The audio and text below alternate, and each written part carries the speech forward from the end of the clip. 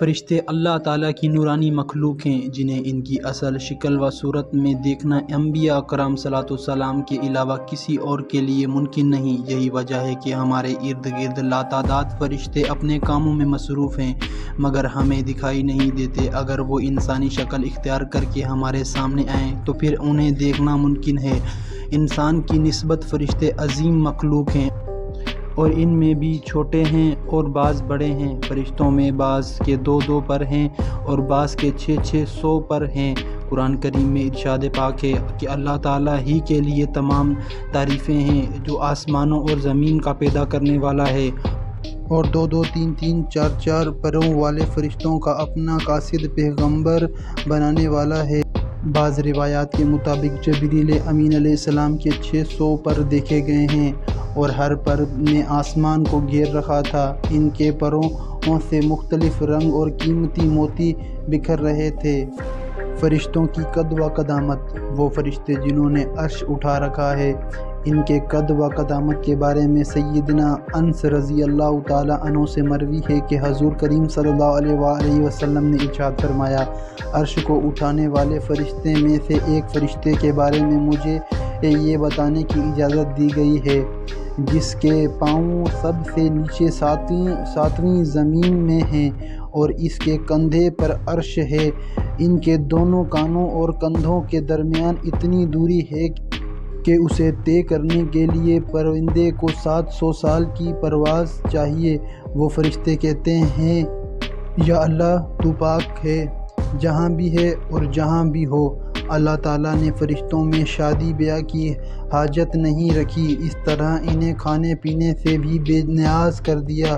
اس کی وضاحت قرآن مجید میں مرکوز سیدنا ابراہیم علیہ السلام کے اس واقعے سے ہوتی ہے جس میں ہے کہ ابراہیم علیہ السلام کے پاس فرشتے آئے تو اسے آپ علیہ السلام ان کے لیے فروگوشت لے کر آئے مگر انہوں نے اسے تناول نہیں کیا۔ اللہ تعالیٰ نے فرشتوں کو بیماریوں، سستی، کاہلی، دکھ، تکلیف، تھکاوٹ اور اخطارات وغیرہ سے محفوظ رکھا ہے۔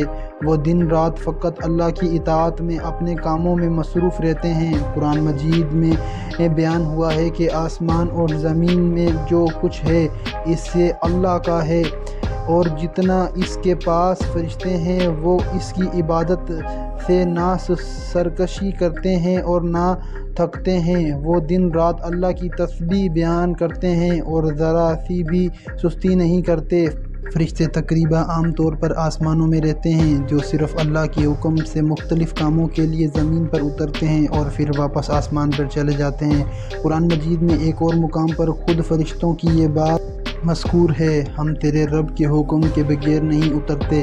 فرشتوں کی تعداد کتنی ہے اس بارے میں کوئی تفصیل نہیں ملتی کیونکہ اللہ تعالیٰ کا فرمان ہے، تیرے رب کے لشکروں کو اس کے سوا کوئی نہیں جانتا۔ بعض حدیث میں سے معلوم ہوتا ہے کہ فرشتوں کی تعداد بہت زیادہ ہے، بلکہ اندازہ ہوتا ہے کہ انسانوں اور جنوں سے بھی تعداد زیادہ ہے۔ سیدنا ابو ذر رضی اللہ تعالیٰ عنہ سے مروی ہے کہ اللہ کے رسول صلی اللہ علیہ وآلہ وسلم نے فرمایا، آسمانوں میں کہیں 4 انگلیاں جگہ بھی ایسی نہیں جہاں کوئی فرشتہ سجدہ ریز نہ ہو۔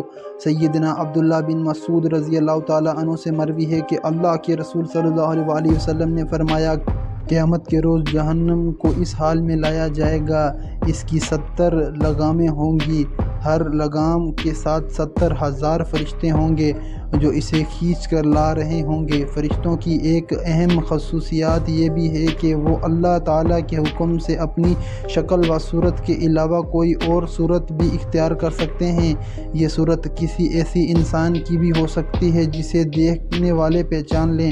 انسان کے علاوہ کسی اور جاندار کی صورت اختیار کرنے کی فرشتوں کو طاقت ہے یا نہیں، اس کے بارے میں قرآن و سنت میں کوئی صفحات یا ذکر نہیں ملتا، البتہ اس کی انسانی شکل اختیار کرنے کے واقعات ضرور ملتے ہیں جن سے یہ اندازہ ہوتا ہے کہ فرشتے اللہ تعالیٰ کے حکم سے دیگر شکلیں بھی اختیار کر سکتے ہیں۔ سیدنا ابراہیم علیہ السلام کے پاس فرشتہ انسانی شکل میں آیا اور ابراہیم علیہ السلام ان فرشتوں کو پہچان نہ پائے۔ پھر فرشتے نے بتایا کہ یہ آپ علیہ السلام کو معلوم ہوا کہ یہ انسان نہیں بلکہ فرشتہ ہے۔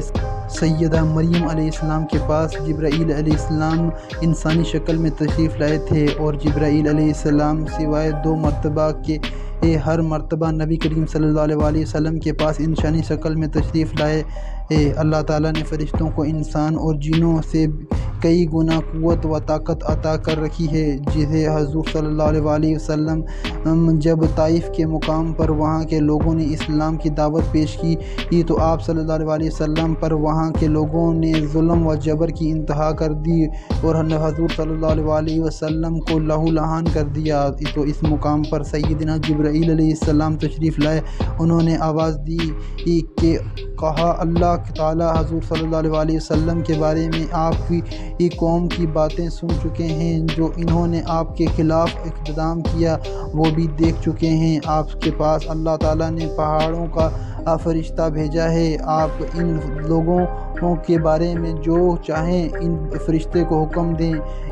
اس کے بعد پہاڑوں کے فرشتے سے مخاطب ہوئے، اس نے حضور کریم صلی اللہ علیہ وسلم کو سلام کیا، پھر عرض کی، اے اللہ کے رسول، آپ جو حکم دیں گے میں اس کی تعمیل کروں گا۔ اگر آپ چاہیں تو میں دونوں طرف کے پہاڑوں کو ان پر لا کر ملا دوں جس سے یہ پیس جائیں گے۔